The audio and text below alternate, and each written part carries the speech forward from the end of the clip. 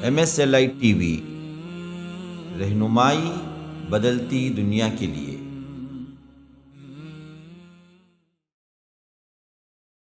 इन्नल हम्दुलिल्लाहि नहमदुहु व नस्तईनुहु व नस्तगफिरुह व नु'मिनु बिही व नतवक्कलु अलैहि व नऊज़ु बिल्लाहि मिन शुरूरि अनफुसिना व मिन सय्यिआति अअमालिना। मन यहदिहिल्लाहु फला मुज़िल्ल लहु व मन युज़लिल फला हादिय लहु व अशहदु अन ला इलाहा इल्लल्लाहु वहदहु ला शरीक लहु व अशहदु अन्न मुहम्मदन अब्दुहु व रसूलुहु अम्मा बअद फ़इन्न खैरल हदीस किताबुल्लाह व खैरल हदी हदी मुहम्मदिन सल्लल्लाहु अलैहि वसल्लम व शर्रल उमूरि मुहदसातुहा व कुल्ल मुहदसतिन बिदअह व कुल्ल बिदअतिन ज़लालह व फ़ी रिवायतिन व कुल्ल ज़लालतिन फ़िन्नार। फ़अऊज़ु बिल्लाहि अस्समीइल अलीम मिनश शैतानिर रजीम मिन हमज़िहि व नफ़्सिहि व नफ़्ख़िहि। बिस्मिल्लाहिर रहमानिर रहीम। वश्शम्सि वज़ुहाहा वल क़मरि इज़ा तलाहा वन्नहारि इज़ा जल्लाहा वल्लैलि इज़ा यग़शाहा वस्समाइ वमा बनाहा वल्अर्ज़ि वमा तहाहा वनफ़्सिन वमा सव्वाहा फ़अल्हमहा फ़ुजूरहा व तक़वाहा क़द अफ़लह मन ज़क्काहा व क़द ख़ाब मन दस्साहा। अल्लाहुम्मा अरिनल हक़्क़ हक़्क़न वरज़ुक़ना इत्तिबाअह व अरिनल बातिल बातिलन वरज़ुक़ना इज्तिनाबह।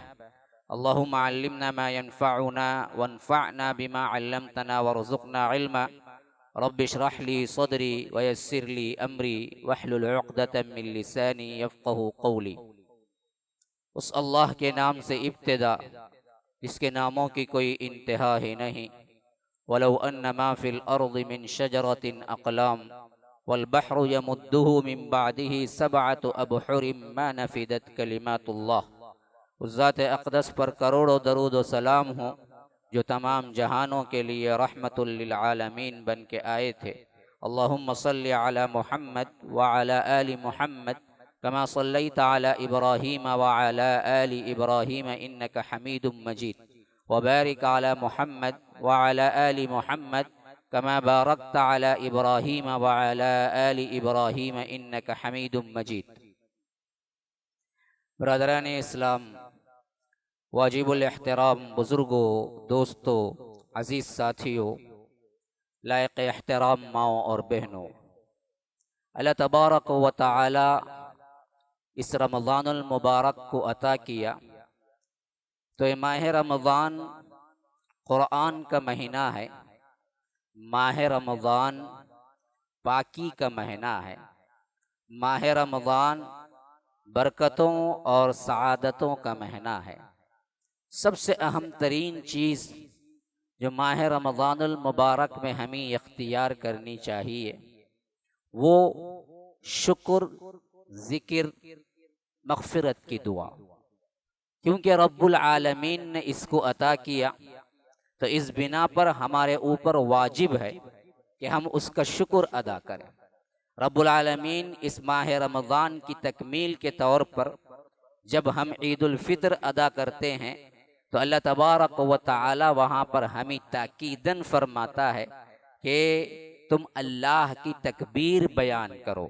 शहरु रमज़ान अल्लज़ी उन्ज़िल फ़ीहिल क़ुरआन हुदल लिन्नासि व बय्यिनातिम मिनल हुदा वल फ़ुरक़ान फ़मन शहिद मिनकुमुश शहर फ़लयसुम व मन काना मरीज़न अव अला सफ़रिन फ़इद्दतुम मिन अय्यामिन उख़र युरीदुल्लाहु बिकुमुल युस्र व ला युरीदु बिकुमुल उस्र वलितुकमिलुल इद्दह। जब तुम इसको पूरा कर लो, यानी रमज़ान तुमको अता हो जाए, तो क्या करना है? वलितुकब्बिरुल्लाह अला मा हदाकुम, अल्लाह तबारक व तआला ने तुम्हें जो हिदायत दी, जो खुशियाँ दी, जो रमज़ान दिया, इस पर तुम्हें तकबीरें बुलंद करनी चाहिए। अल्लाह का शुक्र अदा करने की एक सबसे अहम तरीन कैफियत तकबीर है। अल्लाह तबारक व तआला की हम्द बयान करने की एक सबसे अहम तरीन कैफियत का नाम तकबीर है। तो फरमाया वलितुकब्बिरुल्लाह अला मा हदाकुम, अल्लाह ने तुम्हें जो हिदायतें दी, जो रहमतें दी, जो बरकतें दी, उस पर तुम्हें तकबीरें बुलंद करनी चाहिए, क्योंकि अल्लाह का तुम शुक्र अदा कर सको। अल्लाह का शुक्र अदा करना है इस माह रमज़ान की अल्लाह तबारक व तआला ने जो अता की है। और फरमाया कि इसी के मुत्तसिल व इज़ा सअलका इबादी अन्नी फ़इन्नी क़रीब, मेरे बंदे जब पूछते हैं अल्लाह के रसूल सल्लल्लाहु अलैहि वसल्लम मेरे बारे में, यानी अल्लाह कहाँ है, कैसे मिलेगा, मुकर्रब कैसे हों, हम अल्लाह तबारक व तआला से कैसे बात करें, कैसे करीब हों, ये तमाम माना अन के अंदर आता है। अन असल में तलाश के लिए इस्तेमाल होता है, वही अन यहाँ पर भी इस्तेमाल हुआ है कि फरमाया कि व इज़ा सअलका इबादी अन्नी, अन्नी का मतलब है तलाश करते हैं मेरे बारे में जब मेरे बंदे, तो अल्लाह तबारक व तआला डायरेक्ट इतला देता है जनाबे मुहम्मदुर रसूलुल्लाह सल्लल्लाहु अलैहि वसल्लम से कि आप मेरी तरफ से जवाब दे दें, फ़इन्नी करीब, मैं बहुत करीब हूँ तुम्हारे। कहाँ? रमज़ानुल मुबारक के उन अहकामात के तसलसल में अल्लाह बयान कर रहा है इस आयत को, जहां पर तरतीब वार सियाम का हुक्म, उसके बाद रोजे का और उसके अहकामात का और उसके लवाजिमात का जिक्र आ रहा है। तो दरमियान में एक आयत फिट किया है, नीचे फिर अहकामात शुरू हो रहे हैं। उहिल्ल लकुम लैलतस सियाम रफ़थु इला निसाइकुम, सूरह बकरा के 183, 184, 185 ये तमाम आयात हैं। लेकिन दरमियान में बिल्कुल बेरब्त, ऐसा लगता है कि ऊपर की आयत से भी कोई ताल्लुक नहीं है, नीचे की आयत से भी कोई ताल्लुक नहीं है। ये दरमियान में एक आयत क्या है कि जिसमें अल्लाह के रसूल सल्लल्लाहु अलैहि वसल्लम से कहा गया है कि मेरे बंदे मेरे बारे में तलाश करते हैं, मेरे बारे में पूछते हैं, तो अल्लाह के रसूल आप कह दीजिए कि मैं बहुत करीब हूँ। उजीबु दावत दाई इज़ा दान, जब पुकारने वाला मुझे पुकारता है तो मैं उसकी पुकार का जवाब देता हूँ, मैं उसे जवाब देता हूँ, उसकी दावत को कबूल करता हूँ, उसकी दुआओं को कबूल करता हूँ। इज़ा दआनी फलियस्तजीबू ली, उसको भी चाहिए कि मेरी भी दावत को कबूल करे। या रब, रब्बुल आलमीन कैसे समझा रहा है, देखिए, जब वो पुकारता है तो मैं उसके पुकार को सुनता भी हूँ, जवाब भी देता हूँ। इज़ा दआनी फलियस्तजीबू ली वलियुमिनु बी, तो उसको भी चाहिए कि वो भी मेरी पुकार को सुने, मेरी दावत को कबूल करे और मुझ पर ईमान लाए। तो याद रखिए ये रमज़ानुल मुबारक की उस कैफियत का नाम है जिसमें इंतहाई पाकी पाकी पाकी, जिस्म की पाकी, माल की पाकी, अंदर अपने नफ्स की पाकी, ये इंतहाई बुलंद मर्तबे पे जब इंसान पहुंचता है ना जी, फिर रब्बुल आलमीन की कुर्बत का उसे जो एहसास होता है ना, वो एहसास है कायनात की किसी शे उसका मुकाबला नहीं कर सकती। तो रब कहता है कि ऐसे वक्त में मैं और वो जब पुकारता है तो मैं भी सुनता हूँ, और बंदे की कैफियत भी ये होनी चाहिए कि मैं उसको पुकारूं तो वो भी मेरी सुने। या अय्युहल्लज़ीना आमनू, या अय्युहल्लज़ीना आमनू, या अय्युहल्लज़ीना आमनू, एक कम 90 मरतबा रब ने हमें खास तौर पे पुकारा है। इसके अलावा कहीं या अय्युहल इंसान पुकारा है, 2-3 मरतबा या अय्युहल इंसान फरमाया है, और इसी तरह या अय्युहन नास कई जगह आया है, जहां सब का सब खिताब हमसे है। अगर खुसूसियत के बाद, खुसूसियत के एतबार से सिर्फ और सिर्फ हम अगर या अय्युहल्लज़ीना आमनू को भी ले ले मेरे भाइयों, तो एक कम 90 मरतबा रब ने पुकारा है कुरान के अंदर, या अय्युहल्लज़ीना आमनू। ऐ लोगों जो ईमान लाए हो, सुनो, गौर से सुनो, देखो ये बात ना करो, ये बात करो, ये बात ना करो, ये बात ना करो। इब्तिदाई आयात में तो हमें फरमाया कि उदखुलू फिस्सिल्मी काफ़ा, देखो पूरे के पूरे इस्लाम में दाखिल हो जाओ। रमज़ान में दाखिल नहीं हो जाना है खाली, पूरे 11 महीने के लिए पूरे इस्लाम में दाखिल हो जाओ। जितने इस्लाम में तुम रमज़ान में दाखिल होते हो ना जी, तुम खुद तैयारी करके उसके बाहर निकल जाते हो। ये कहाँ का इंसाफ है? सोचो अपने आप को। कितने लोग जो दाढ़ी रखते हैं रमज़ान के बाद मुड़ाने का क्या जवाज है? कौन कहा आपको कि रमज़ान में रखना और गैर रमज़ान में शेविंग कर लेना है? ये अल्लाह तबारक व तआला से सरीह तौर पर बगावत नहीं है, ये अल्लाह तबारक व तआला से सरीह तौर पर जराअत नहीं है कि हम जब चाहें तेरे हुक्म को माने, जब चाहें तेरे हुक्म को हम उठा के फेंक दें। कितने लोग हैं जो अपने केबल टीवियों के वायरों को निकाल के रमज़ान में रख देते हैं और गैर रमज़ान में फौरी तौर पर रमज़ान ख़त्म होते ही फिर लगा लेते हैं, फहाशी के अड्डे बना लेते हैं अपने घरों को। किसने कहा है कि तुम ये रमज़ान में तो बचो, गैर रमज़ान में जो चाहे करो।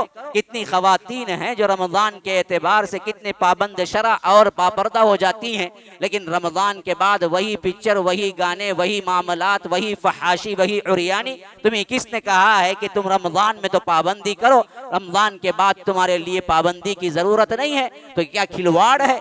अल्लाह तबारक व तआला की शरीयत से खिलवाड़ है। समझते हो कि जब तुम चाहोगे अहकाम को मानोगे, जब तुम चाहोगे अहकाम को छोड़ दोगे। अगर यही सुलूक है तो सुन लो रब्बुल आलमीन की सजा, अफतुमिनून बिबादिल किताब व तकफुरून बिबाद। जो लोग किताब के बाज हिस्से पर जो अपने पसंद के हैं उस पर ईमान लाते हैं और जो अपने पसंद का नहीं है उस पर कुफ्र करते हैं, तो फमा जज़ाउ मन यफ़अलु ज़ालिका मिनकुम इल्ला खिज़्युन फ़िल हयातिद दुनिया। इसके अलावा उन लोगों की सज़ा इससे बदतर क्या हो सकती है कि हम इन्हीं दुनिया की जिंदगी में जलील करके रख देते हैं।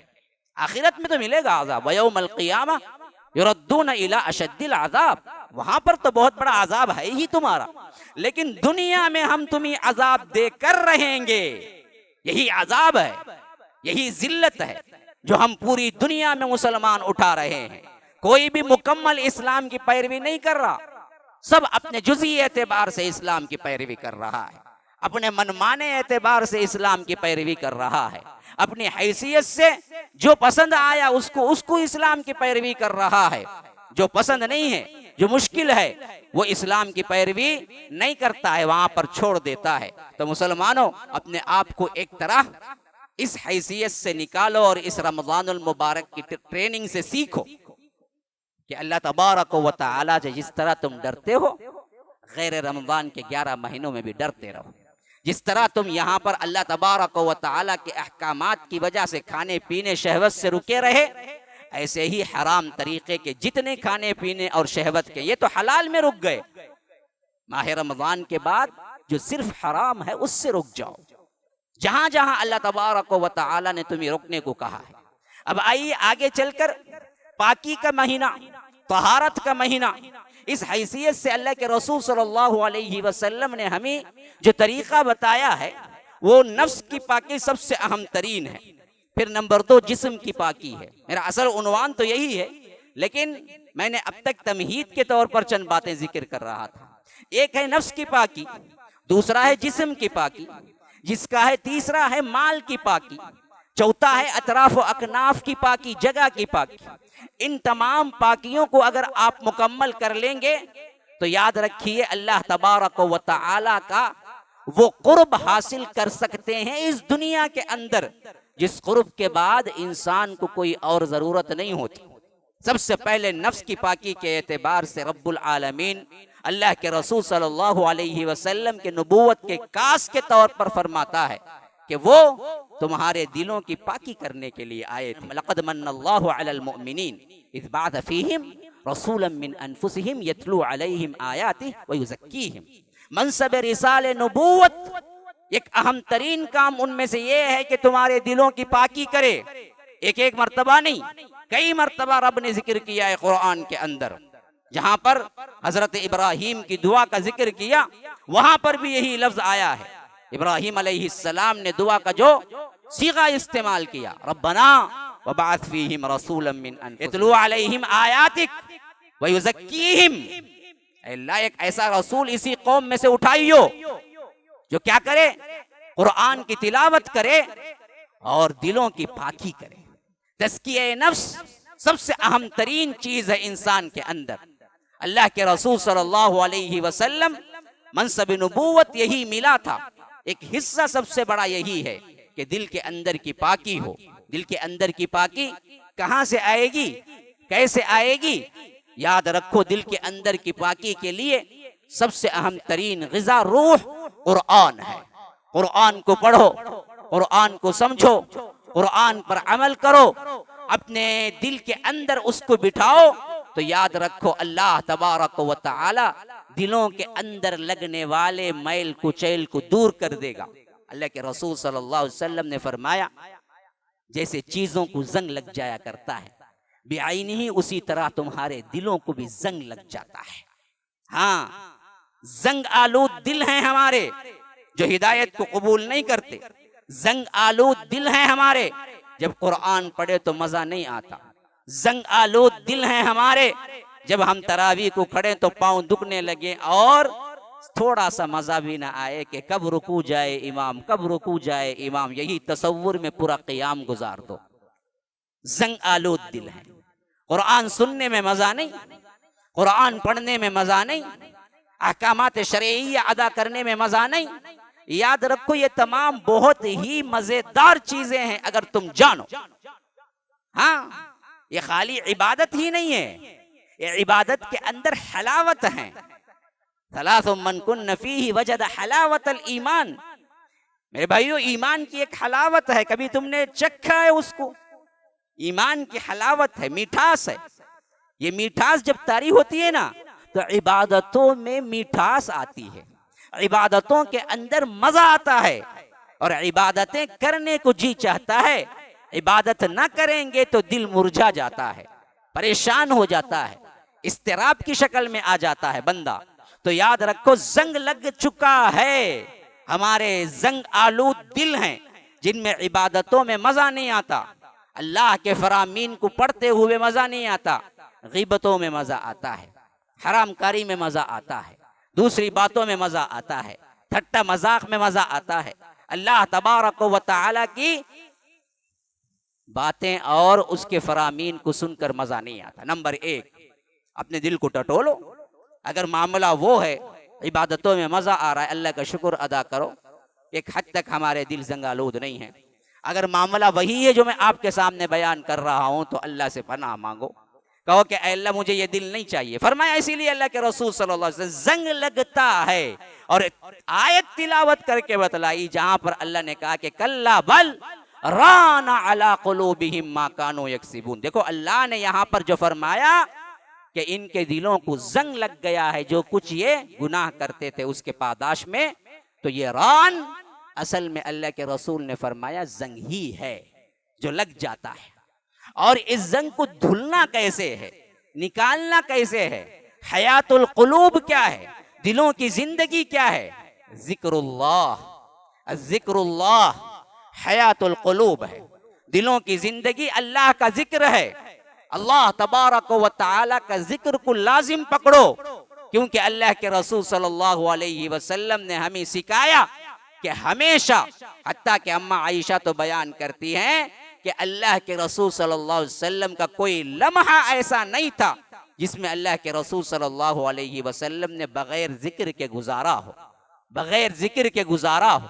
मतलब सिर्फ यही नहीं है कि सुबहान अल्लाह अल्हम्दुलिल्लाह अल्लाहु अकबर यही कहते रहें। जिक्र का मतलब है हर वक्त अल्लाह को याद करना, हर वक्त अल्लाह को याद करने में, हत्ता कि तुम बीवी से बिस्तर पे मिलने जा रहे हो वहां भी बिस्मिल्लाह ना भूलो, और बैतुल खला में जा रहे हो वहां भी बिस्मिल्लाह ना भूलो। हर जगह अल्लाह के रसूल सल्लल्लाहु अलैहि वसल्लम ने दुआएं सिखाई हैं। यह है जिक्र जिससे तुम्हारे दिलों को जिंदगी मिलती है। रब ने फरमाया एतबार नहीं है तो अल्लाह के इस आयत पर यकीन रखो, अल्लज़ीना आमनु व तत्मइन्नु कुलूबुहुम बिज़िक्रिल्लाह अला बिज़िक्रिल्लाहि तत्मइन्नुल कुलूब। लोगों याद रखो, जो लोग ईमान लाए, आमनु, और उनके दिल जो इत्मीनान पाते हैं वो अल्लाह के जिक्र से पाते हैं। अला, आगाह हो जाओ, अल्लाह का जिक्र ही कुलूब का इत्मीनान है, दिलों का इत्मीनान है। अल्लाह तबारक व तआला का जिक्र ही तुम्हारे दिल को तस्कीन देने वाला है। आज की परेशानियों का हल यही है कि तुम अल्लाह का जिक्र करो। जिक्र में वो नहीं है जो अपने मनमाने तरीके से बिदआत ईजाद कर लिए हैं, बल्कि जिक्र क्या है जो अल्लाह के रसूल सल्लल्लाहु अलैहि वसल्लम ने बतलाया है। सबसे अफजल तरीन जिक्र ला इलाहा इल्लल्लाह है। अल्लाह के रसूल, तिरमिज़ी की रिवायत मिशकात के अंदर मौजूद है, फरमाया अल्लाह के रसूल सल्लल्लाहु अलैहि वसल्लम अल्हम्दुलिल्लाह सबसे बड़ा जिक्र है जिससे ज़मीन और आसमान का खला जो है ना वो सवाब से भर जाता है, और मीज़ान में सबसे ज़्यादा ऐसे वजनदार कि उसका वजन तुम्हारे लिहाज से तुम गुमान भी नहीं कर सकते। वो बुखारी की आखिरी रिवायत में अल्लाह के रसूल सल्लल्लाहु अलैहि वसल्लम ने फरमाया, सुब्हानल्लाहि व बिहम्दिही सुब्हानल्लाहिल अज़ीम, सुब्हानल्लाहि व बिहम्दिही सुब्हानल्लाहिल अज़ीम, सुब्हानल्लाहि व बिहम्दिही सुब्हानल्लाहिल अज़ीम। फरमाया ये क्या है, ये क्या जिक्र है? फरमाया अल्लाह के रसूल सल्लल्लाहु अलैहि वसल्लम ने, कलिमतान हबीबतान इलर रहमान थकीलतान फिल मीज़ान खफीफतान अलल लिसान सुब्हानल्लाहि व बिहम्दिही सुब्हानल्लाहिल अज़ीम। दो कलिमे ऐसे हैं, दो कलिमे ऐसे हैं जो मीज़ान में बहुत बहुत वजनदार हैं, यानी जो तराजू क़ियामत के दिन रब रखेगा उसका नाम मीज़ान है, और इस मीज़ान में बहुत वजनदार हैं और तुम्हारे जुबान पर बहुत हिलके हैं। खफीफतान अलल लिसान सकीलतान फिल मीज़ान हबीबतान इलर रहमान, रहमान के नजदीक बहुत पसंदीदा हैं। वो क्या हैं? सुब्हानल्लाहि व बिहम्दिही सुब्हानल्लाहिल अज़ीम, सुब्हानल्लाहि व बिहम्दिही सुब्हानल्लाहिल अज़ीम। एक बीबी अल्लाह के रसूल सल्लल्लाहु अलैहि वसल्लम की नमाज को जब तहज्जुद के लिए बाद में फजर के लिए निकल रहे थे, बैठे जिक्र कर रही थी, बैठे जिक्र कर रही थी, और अल्लाह के रसूल नमाज पढ़ा के फिर इसके बाद वहां पर मजलिस होती थी उमूमी तौर पर, वो मजलिस में कुछ देर बैठ के फिर इसके बाद जब लौटे तो उस वक्त भी वो जिक्र में बैठी हुई थी। गालिबन उम्मे सलमा थी रज़ियल्लाहु अन्हा। अल्लाह के रसूल सल्लल्लाहु अलैहि वसल्लम ने फरमाया, जब मैं निकला था जिस वक्त तुम बैठी हुई जिक्र कर रही थी, अब मैं जो आया हूं तो बगैर उठे तुम पूरा वक्त जिक्र ही में काटी।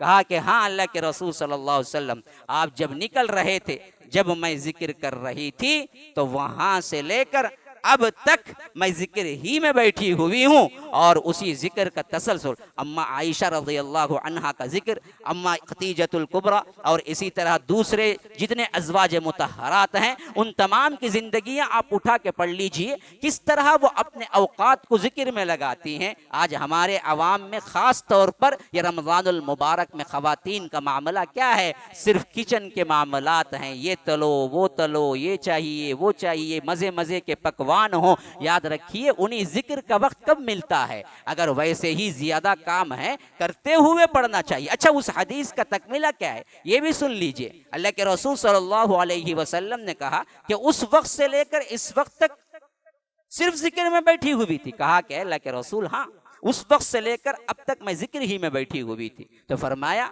अगर तुम इसके बजाय, या यूं कह लीजिए कि अगर इसके मुकाबले में ये चार कलिमात कह देती तो तुमको जितना सवाब मिला था उससे बढ़कर सवाब कमा लेता कोई बंदा। फरमाया कि सुब्हानल्लाहि व बिहम्दिही अदद खल्क़ी व रिज़ा नफ्सी व ज़ीनत अर्शी व मिदाद कलिमाती। फरमाया अगर कोई ये कह लेता ना, तुम जितना 2 घंटे का जिक्र करके बैठी हुई थी उसके बराबर एक मर्तबा कहने वाले को उससे ज्यादा सवाब मिल जाता, उससे ज्यादा सवाब मिल जाता। सुब्हानल्लाहि व बिहम्दिही अदद खल्क़िही व रिज़ा नफ्सिही व ज़ीनत अर्शिही व मिदाद कलिमातिही। बड़ा बुलंद चोटी का जिक्र है, लाजिम पकड़ो ऐसे छोटे छोटे कलिमात को। सुब्हानल्लाहि व बिहम्दिही अदद खल्क़िही व रिज़ा नफ्सिही व ज़ीनत अर्शिही व मिदाद कलिमातिही। सुब्हानल्लाहि वल्हम्दुलिल्लाहि वला इलाहा इल्लल्लाहु वल्लाहु अकबर वला हौला वला कुव्वता इल्ला बिल्लाहिल अलिय्यिल अज़ीम। ये क्या है? इसने बड़े बड़े कलिमात हैं। तो हजरत इब्राहीम अलैहिस्सलाम ने हमें पैगाम भेजा मेराज की रात। कहा कि अल्लाह के रसूल आपकी उम्मत को मेरा सलाम कहना। या रब, इब्राहीम अलैहिस्सलाम हमारा ख्याल कर रहे हैं। कहा कि आपकी उम्मत को मेरा सलाम कहना, और कहना कि जन्नत की जमीन और जन्नत की मिट्टी बड़ी जरखीज है और वहां पर बहुत जल्द पौधे लगते हैं। अगर कोई अपने बागात तैयार करना चाहता है, अगर कोई अपने पौधे और अपने दरख्त जितने चाहे उस जमीन पर पैदा करना चाहता है, तैयार करना चाहता है, तो वो जिक्र को लाजिम पकड़ ले। ला इलाहा इल्लल्लाह एक दरख्त है, सुबहान अल्लाह एक दरख्त है, अल्हम्दुलिल्लाह एक दरख्त है, ला इलाहा इल्लल्लाह एक दरख्त है। तो आप एक एक दरख्त जन्नत में लगवाना चाहते हैं, रमजानुल मुबारक की बात ही क्या कहना है। ये तो आम दिनों में एक दरख्त है, जबकि रमज़ानुल मुबारक में सही तरीन रिवायतों में 1 का 10 है, 1 का 70। ये रिवायत कहीं नहीं आई है जहाँ तक मुझे मालूम है। जो उमूमी तौर पर क्या है, आम तौर पर मशहूर है कि रमज़ान में 1 का 70 मिलता है। ये रिवायत पाए सबूत को तो नहीं पहुंचे, लेकिन 1 का 10 हदीस में आया है। रमज़ानुल मुबारक में 1 का 10 है, तो फरमाया कि 1 का 10 है तो 1 मर्तबा का 10 तुम्हारे लिए पौधे हैं। तो ये दिल की पाकी है मेरे भाइयों, दिल पाक रखो। दिल पाक हो तभी अल्लाह तबारक व तआला के इनामात समझे जाएंगे। अल्लाह ने कई इनाम हम पे किए, कर रहा है। हम मांगते रहते हैं अल्लाह रमज़ान की सआदतों से महरूम न रख। हम मांगते रखते हैं कि अल्लाह रमज़ान की रहमतों से महरूम न रख, जबकि रब्बुल आलमीन रमज़ान की रहमतें भी आपको दे रहा है। आपको अल्लाह रब्बुल आलमीन रमज़ान की सआदतें भी दे रहा है, लेकिन शुऊर नहीं है। अब इससे बड़ी बदबख्ती क्या होगी? मांग तो रहे हैं और अल्लाह दे भी रहा है, लेकिन शुऊर नहीं है कि जो दे रहा है वो सआदत है, वो रहमत है। क्यों? दिल पाक नहीं है। अल्लाह तो दे रहा है, हमें शुऊर नहीं है कि अल्लाह दे चुका है। यही तो मसला है ना जी सबसे बड़ा। इंसान किसी इंसान से कुछ मांगे और वो नेमत उसको मिल जाए और वो नेमत की वो कदर ना करे, उसको नहीं जाने, तो उससे बड़ी बदबख्ती क्या होगी? यही हालत है रब्बुल आलमीन के साथ हमारे ताल्लुक का। हम दुआएं करते हैं, अल्लाह तबारक व तआला हमको अता भी कर देता है, लेकिन मसला ये है कि उस अता को अता समझना, उस नेमत को नेमत समझना, ये कैफियत पैदा नहीं होती हमारे अंदर। ऐसे ही गुजर रहा है वक्त। अभी रमजान की चांद रात थी, रमजान की आमद थी, लेकिन आज रमजानुल मुबारक के 2 दिन मुकम्मल गुजर चुके। हमारे अंदर तब्दीलियां क्या है? हमारे अंदर औकात में क्या तब्दीली आई? हमारे अंदर तिलावत में क्या तब्दीली आई? हमारे अंदर इबादत में क्या तब्दीली आई? हमारे अंदर अल्लाह तबारक व तआला की आहवजारी में क्या तब्दीली आई? रोना हमारा कितना बढ़ा? अल्लाह तबारक व तआला से इस्तिग़फ़ार कितना बढ़ा? देखो जरा, चेंज हुआ है या नहीं हुआ है? 24 आवर्स में कुछ भी नहीं हुआ है, तो फिर काई का रमजानुल मुबारक की सआदतें हैं, काई के रमजानुल मुबारक की रहमतें हैं। अल्लाह तो दे दिया ना जी, मांगते वक्त जिंदगी बाकी रखी, रमजान आ गया, लेकिन उस इबादत को इबादत समझना, अता को अता समझना, नेमत को नेमत समझना क्यों नहीं आ रहा है? दिल की सफाई नहीं है। दिल की सफाई नहीं है। जो दिलों की सफाई रखते हैं उन लोगों को मालूम है कि इस दुनिया की एक एक लम्हा मुकाबले आखिरत की जिंदगी में बड़ी ही बुलंद और तैयारी का मौका है। इसी वास्ते उन्होंने कभी कोई चीज भी जन्नत के मुकाबले में या आखिरत के मुकाबले में आई और दुनिया सामने आई तो दुनिया को उठा के फेंक दिया और आखिरत को कबूल कर लिया। आखिरत को कबूल कर लिया। अल्लाह के रसूल सल्लल्लाहु अलैहि वसल्लम ने एक मर्तबा फरमाया कि फला बाग है, 2, एक मुनाफिक और एक मुसलमान का झगड़ा। अल्लाह के रसूल ने फरमाया कि फला बाग है, अगर इस गरीब को कोई लेके दे दे, मैं उसको जन्नत में बाग के लिए गारंटी देता हूँ। अबू दहदा दौड़ते हुए आए, कहा कि अल्लाह के रसूल ये मेरे लिए भी है? कहा कि हाँ जी तुम्हारे लिए भी है। हालांकि उस बाग को नहीं कहा, कोई और बाग था जिसके बारे में फरमाया कि ये बाग कोई लेके उस गरीब मुसलमान को दे देगा तो मैं जन्नत की जमानत देता हूँ। अबू दहदा भागते दौड़ते आए, कहा कि अल्लाह के रसूल वो जमानत मुझे भी है? कहा कि हाँ भाई तुम्हें भी है, मैं भी लेके दे दूं? हाँ। उससे कई गुना ज्यादा कीमत वाला बाग अबू दहदा का था, जिसमें सबसे मशहूर तरीन उनके कुएं का ठंडा पानी था, जिसको अल्लाह के रसूल भी पसंद करके पीते थे। लेकिन अबू दहदा जन्नत के मुकाबले में उस बाग को ऐसे फेंका गोया कि कोई कीमत ही नहीं है, और उसको वो बाग लेकर दे दिया और अंदर भी कदम नहीं रखा। बीवी बच्चे बाग के अंदर, कहा कि मैंने ये बाग अल्लाह की राह में दे दिया और मुझे पसंद नहीं है कि मैं इसके बाद इस बाग में कदम रखूं, निकलो तुम भी।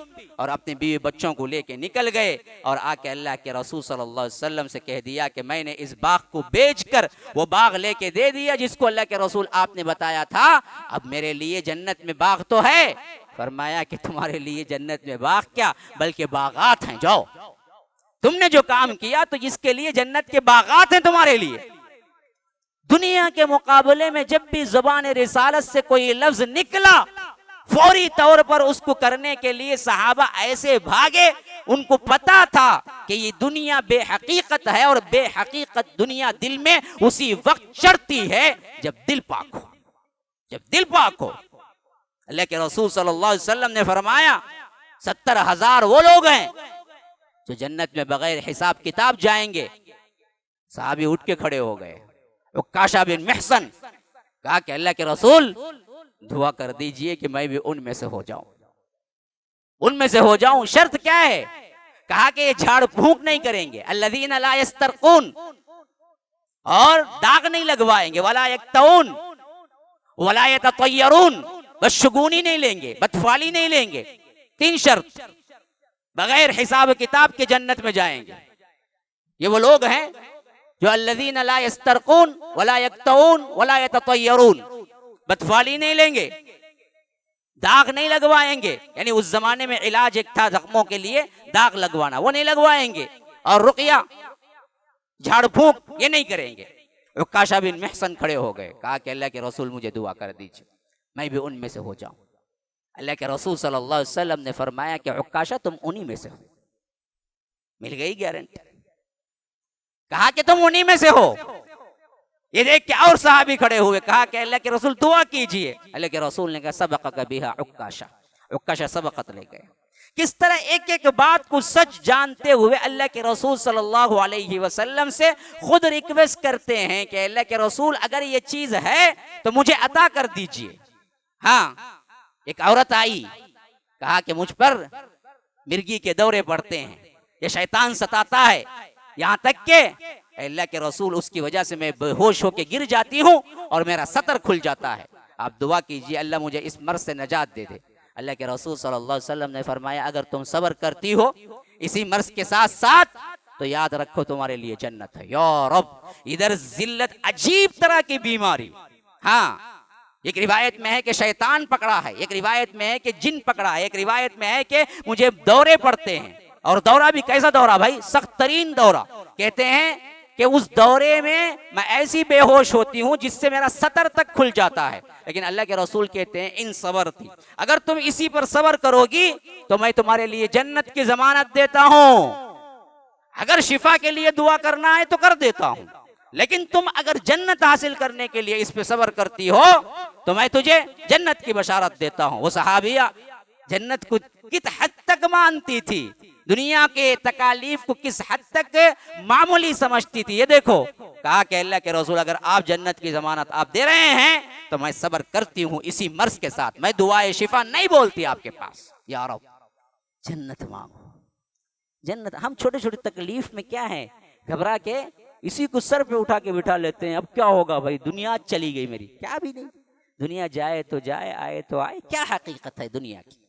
लेकिन ये बेहकीकती उसी वक्त हासिल होगी दिल के अंदर जब दिल पाक होगा। मेरे भाइयों, दिल की पाकी सबसे अहम तरीन चीज है। इसी वास्ते असहाब रसूलुल्लाह ने कभी दुनिया को कोई अहमियत नहीं दी, खा वो माल के एतबार से था, खा वो दुख के एतबार से था, क्या मसाइब व आलाम के एतबार से था, कोई विक़्क़त नहीं थी।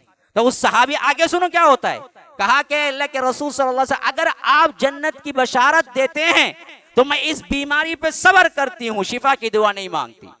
लेकिन अल्लाह के रसूल, मसला यह है कि मुझे इस वक्त जब दौरा पड़ता है तो मुझे मेरा सतर खुल जाता है, जिसका सबसे बड़ा मुझे गम है। आप दुआ कर दीजिए कि इसके बाद जो दौरे पड़ेंगे या जिसके बाद जो बीमारी मेरी बाकी रहेगी उसमें इतना तो होना है कि मेरा सतर न खुल जाए, बकिया मैं इस बीमारी पर सब्र करती हूँ। तो अल्लाह के रसूल ने कहा कि हाँ, मैं इसके लिए दुआ करता हूँ कि तुम्हारा सतर न खुले, लेकिन तुम इसी पे सब्र करो, तुम्हें जन्नत मिलेगी। अल्लाह के रसूल ने दुआ किया, फिर सतर न खुला। जन्नत दुनिया की बेहकीकत तो एक है दिल की सफाई का, उस मेराज पे पहुंच जाना कि हकीकत आपको सिर्फ आखिरत नजर आए। नंबर 2 मुसलमानों, दूसरी पाकी जिस्मानी एतबार से पाकी है। जिस्मानी एतबार की पाकी सिर्फ ये नहीं होती कि आप दरअसल अच्छे अच्छे साबुनों से क्या है घंटे घंटे भर हमाम में बैठ के अच्छे अच्छे पानियों से नहाते रहे, यही सफाई नहीं है। बल्कि सफाई का एक सबसे बेहतरीन तरीका ये रोज़ा है।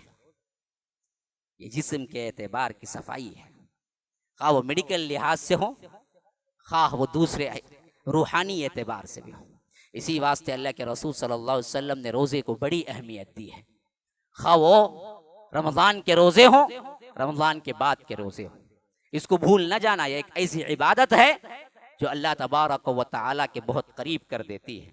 रमज़ानुल मुबारक के बाद भी अल्लाह के रसूल सल्लल्लाहु अलैहि वसल्लम का उमूमन मामूल होता था कि हफ्ते के 2 दिन रोज़ा रखते थे, एक पीर का दिन, एक जुमेरात का दिन।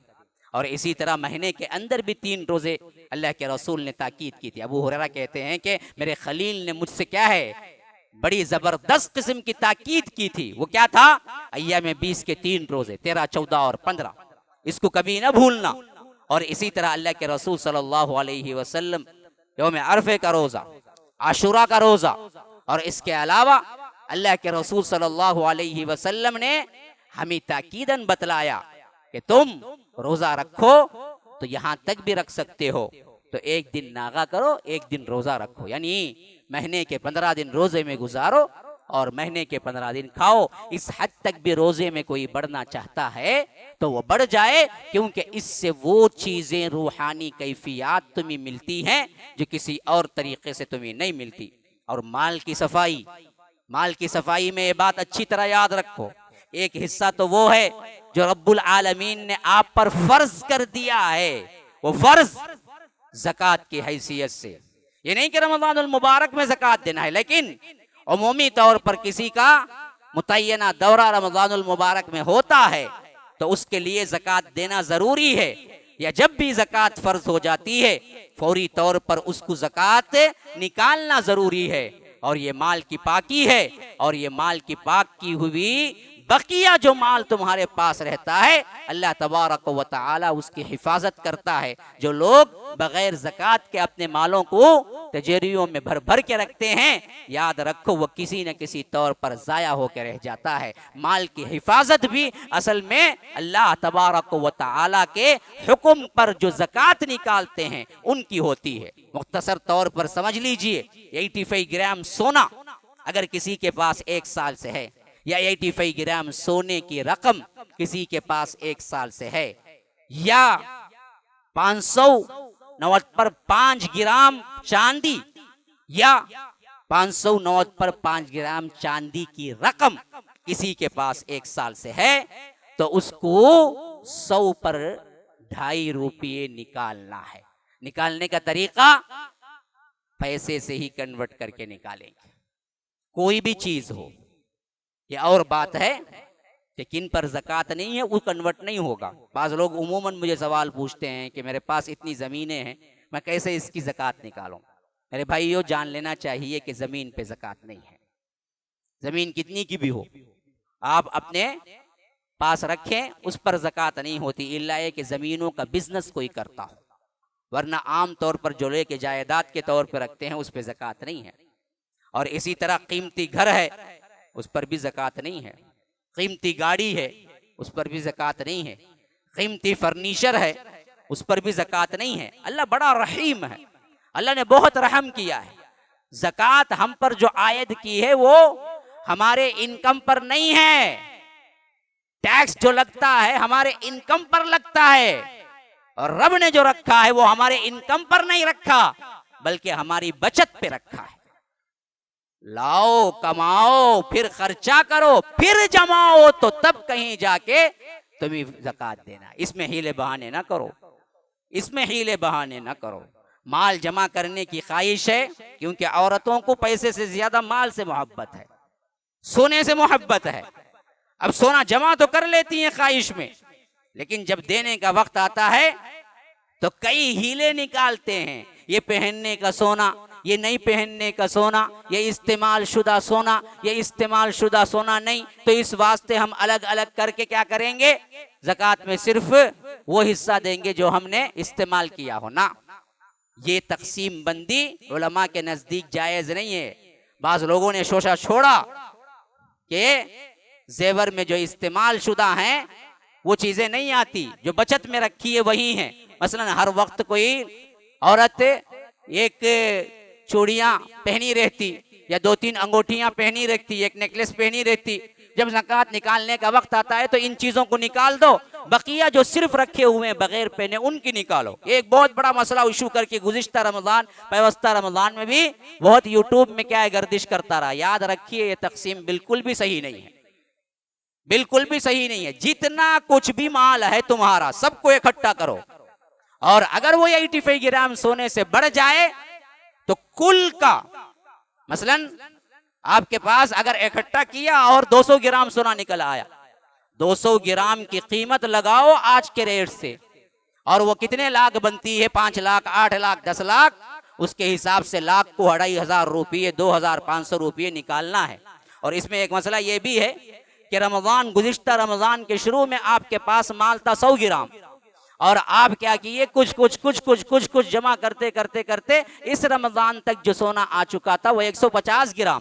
तो 150 में 100 ग्राम तो 1 साल से हमारे हाथ में रहा है, और 50 ग्राम तो बाद में 1 माह बाद, 2 माह बाद, 3 माह बाद हमने खरीद के उसको जमा किया है। तो हम 50 ग्राम निकाल देंगे, सिर्फ 100 की ज़कात देंगे। तो याद रखिए ये भी अक़रब इला सवाब नहीं है, बल्कि जब मिला लिया है, हाँ उस पर साल ना गुजरा हो, लेकिन पुराने माल से ये माल सब मिला के एक मिल्कियत आ गई हो, तो आपको तमाम माल का निकाल देना सबसे बेहतर तरीका है। अल्लाह के राह में निकालने पर तुम हिसाब किताब ना करो तो अल्लाह भी बगैर हिसाब के देता है। अगर तुम अल्लाह की राह में निकालने पर हिसाब किताब करोगे तो याद रखो फिर अल्लाह हिसाब किताब से देना शुरू कर दे तो तुम कंगाल बन जाओगे। तो माल की ज़कात इंतहाई जरूरी है। बीवी दे या बीवी की तरफ से शौहर दे, दोनों जायज है, लेकिन देना जरूरी है। और रकम, किराए पर ज़कात है ना, किराया आता है, खाते पीते हैं, बिल्कुल क्या है, ज़कात नहीं है। किराए की उस रकम पर ज़कात है जो खा पी कर बचत हो गया और 1 साल गुजर गया और वो 85 ग्राम सोने के बराबर की कीमत आ गई। अगर आपके पास 85 ग्राम सोने के बराबर की 5 लाख या 4 लाख रुपये हैं, गुज़िश्ता रमजान से लेकर इस रमजान तक आपके पास रहे हैं, तो याद रखिए उन 4-5 लाख रुपये के लिए 1,02,500 रुपये आपको ज़कात होना है। और ये ज़कात की रकम रमज़ानुल मुबारक ही में निकालना नहीं है, बल्कि जब भी फर्ज हो गया तुम्हें 1 साल मुकम्मल, हाल अलैहिल हौल, 1 साल का होना शर्त है, हो गया निकाल दो। लेकिन कोई आगे पीछे कर लेता है, मसलन उसकी शाबान में ज़कात फ़र्ज हुई थी, वो सोचता है कि रमज़ान में निकालने से सवाब ज़्यादा होगा, तो 15 दिन आगे बढ़कर क्या रमज़ान में निकालता है, तो उसके लिए जायज़ है, सवाब का ये मामला है। और इसी तरह किसी की क्या है, शव्वाल में ज़कात फ़र्ज हो रही है, लेकिन वो रमज़ान में सोच रहा है निकालने से ज़्यादा सवाब होगा, तो 1 महीना पहले ही वो अपनी ज़कात अदा कर देता है। तो ये भी दरअसल जायज़ चीज़ है। तो अल्लाह की राह में दो, ये माल की ज़कात है। जब तक देने नहीं निकलोगे तो याद रखो तुम्हारे दिलों के अंदर निफाक का खतरा होगा। हाज़ा व बिल्लाहि तौफीक़, सल्लल्लाहु वसल्लम अला नबिय्यिना मुहम्मद। अस्अलुल्लाह ली व लकुम व लिसाइरिल मुस्लिमीन मिन कुल्लि ज़ंबिन फस्तग़फिरूह इन्नहु हुवल गफ़ूरुर रहीम।